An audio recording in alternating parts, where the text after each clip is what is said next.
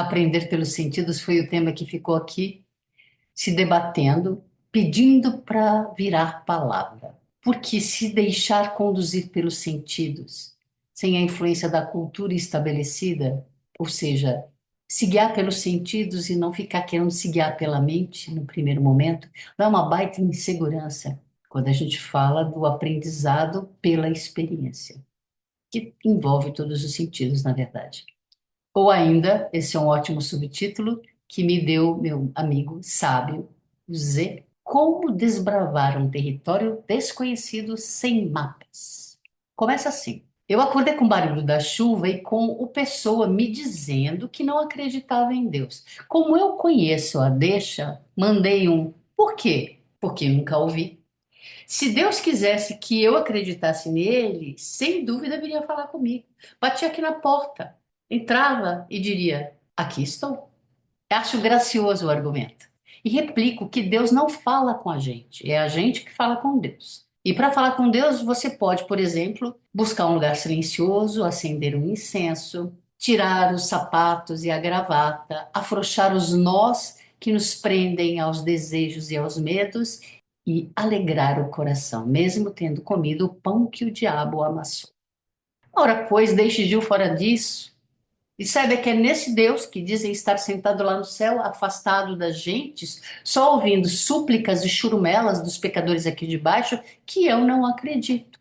Eu não me ocupo pensando em Deus, em alma, no mistério das coisas. Porque fica pensando no mistério das coisas. As coisas não têm mistério ou significados ocultos. O único sentido íntimo das coisas é elas não terem sentido íntimo nenhum.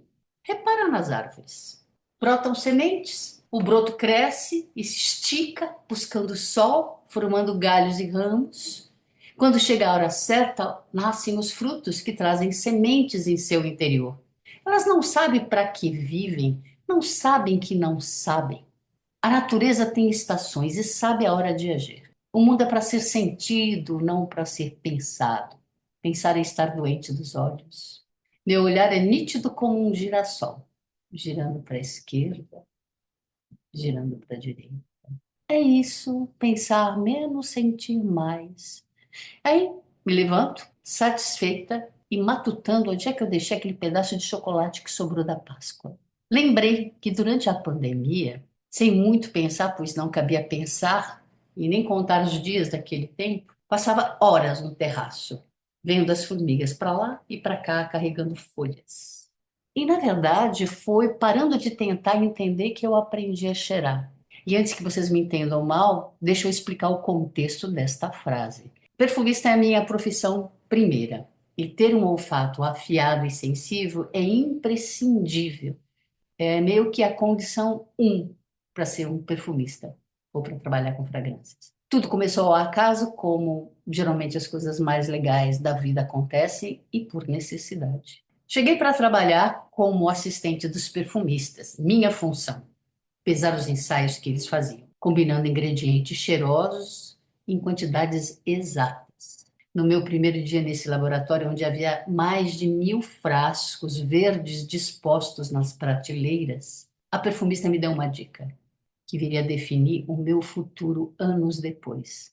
Pesar fórmulas é uma atividade que pode vir a se tornar muito monótona com o tempo. Então, para fazê-la interessante, comece a cheirar cada ingrediente que você pesar. Assim você vai memorizando os cheiros. Foi o que eu fiz. Óleo essencial de lavanda, óleo essencial de canela, óleo essencial de madeira de cedro. Interessante. É como se pronuncia esse? Fala devagar que sai. Acetato desses 3-hexenila. Uma molécula, me disseram. Aí tem esse outro aqui, tem cheiro de xixi de gato. E o rótulo diz cassis. Nossa, esse tem cheiro de mofo. Credo, como alguém usa essas coisas fedidas para fazer perfume? E fui conhecendo toda a coleção de cheiros disponíveis. Cheiros abstratos na sua maioria. Como não tinha palavras para descrever, guardei que cheira o nome que tem. Deixei de me preocupar com o significado. Memorizei sentindo, comparando um com o outro e surpreendendo nesse novo território. No futuro, eu iria aprender a descrever os cheiros, a combiná-los em acordes, a compor fragrâncias.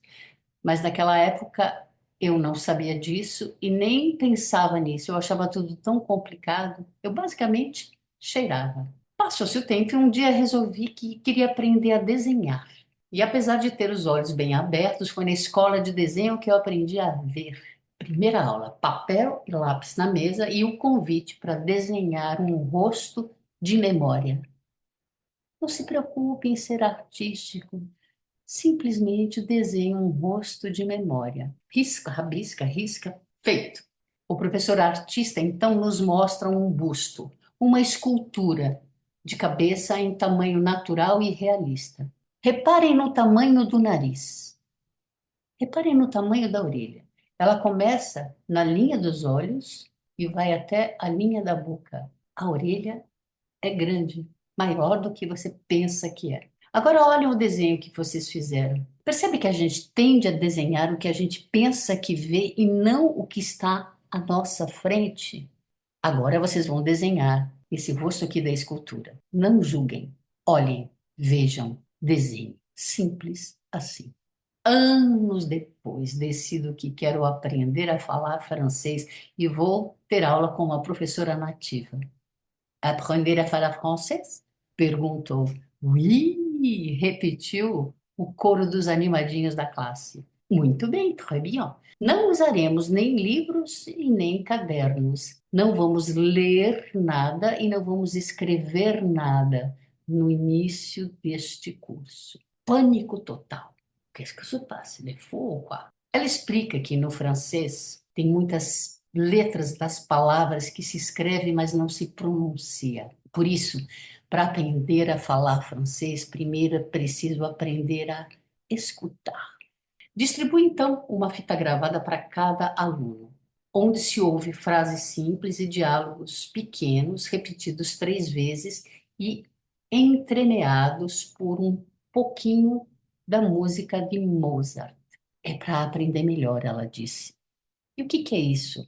Esse efeito Mozart? É um nome dado a uma teoria baseada em resultados de experimentos feitos nos anos de 1990, que defendia que ouvir trechos específicos da música composta por Mozart, tal como a sonata K488, ativariam diferentes áreas do cérebro, podendo melhorar a concentração e a criatividade e a produtividade, especialmente em tarefas repetitivas. Tal qual uma brincadeira de criança que dizia: faça tudo o que seu mestre mandar. Eu passei 2 semestres ouvindo obediente e atentamente aquelas fitas e aquela música de Mozart. Até que, tarã, afinei o ouvido e consegui distinguir os 19 sons vocálicos da língua francesa. Por exemplo, ervilha.